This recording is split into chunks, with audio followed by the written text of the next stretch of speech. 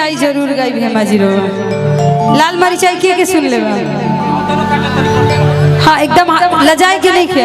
हम पहले खूब लजात रहे जब माड़ो में बैठी, जब से गुरहाती होत रहे माड़ो में लोग बैठे गुरहाती हुए खातिर तो हमारा कहलो कि हेमा गीत गावा, तो हम घर में लुका के गीत गावत रहे। तो सब लोग बाराती आई रहे तो सब लोग ताकि कि कहाँ से आवाज आवता। तो ई पारंपरिक आज हम घर में लुकात रही, आज रहुआ सबके सामने गावत रही। ते में लजाए के नहीं बताई के सुन ले लाल मरिचाई सुन ले बनी गईबो कर मतलब गाओ तो खर्च रहुआ सब है।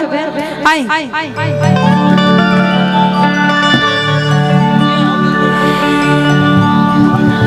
दिवाकर भैया कि कहावा के सिलवटी कहावा के लोढ़ा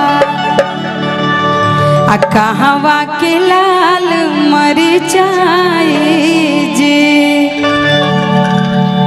आयारा के सिलवटी पटना के लोढ़ा आ पियरो के लाल मरिचाई जी कहावा के सिलवटी कहावा के लोढ़ा कहावा के सिलवटी कहावा के लोढ़ा कहावा के लाल मरिचाई जी कहावा के लाल मरिचाई लाल मरिचाई हला हल के पिसाई लाल मरिचाई हला हल के पिसाई हम मुकेश जी के पीछावे छपाई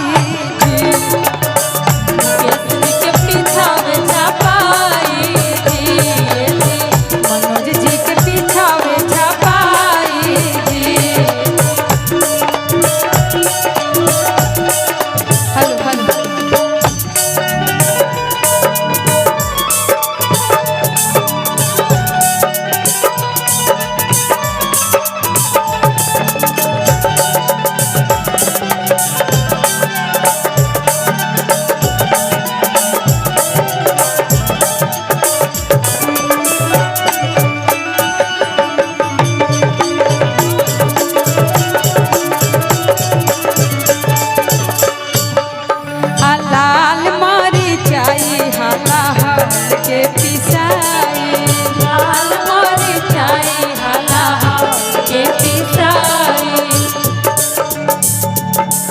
मनोज जी के पीछावे छपाई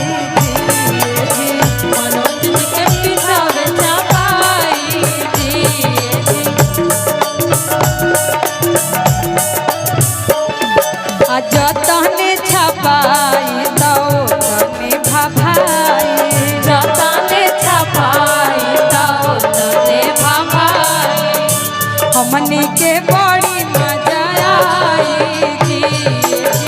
हमनी के बड़ी मजा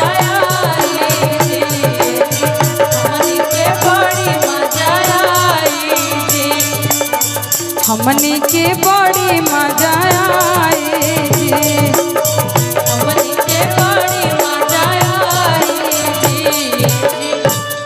तो देखिए ये हमने की यहाँ जौन मंगल गीत गावे लो ये मंगल गीत था जब समधी के गरियावल जला समधी के भइल भसुर के भइल अभी भी गाड़ी बहुत बा रघुआ सबकी इजाजत रही तबे हम गाड़ी गाई। और यूट्यूबर वाले भैया तारा लोग से रिक्वेस्ट बा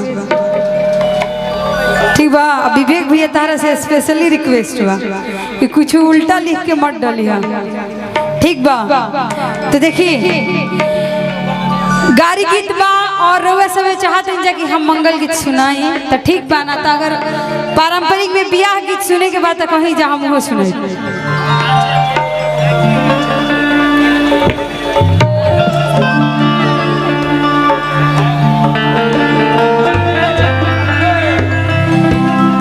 देखिए बियाह के गीत गवाला और खूब सुंदर एगो हम टिकटॉक पर गईले रही बहुत वायरल रहे अपना पापा के संग और एकदम गावे जवान मम्मी लोग गावे लोग उहे गईले रही कि केकरा ऐसन सुंदर पापा केकरा ऐसन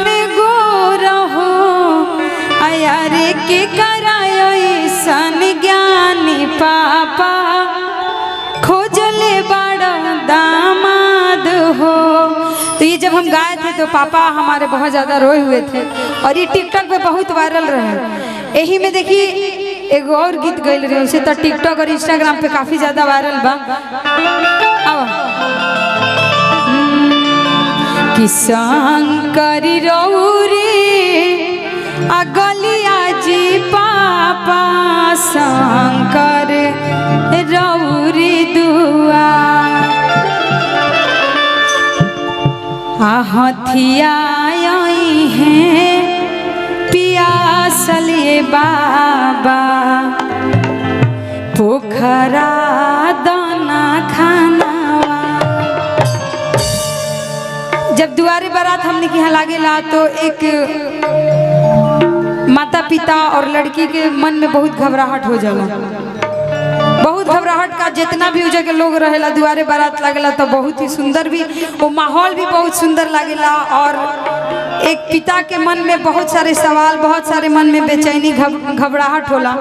वही पर देखिए एगो लड़की कहतिया कि शंकरी रौरी गलिया जी पापा शंकर रौरी दुआ शंकरी रौरी गलिया जी पापा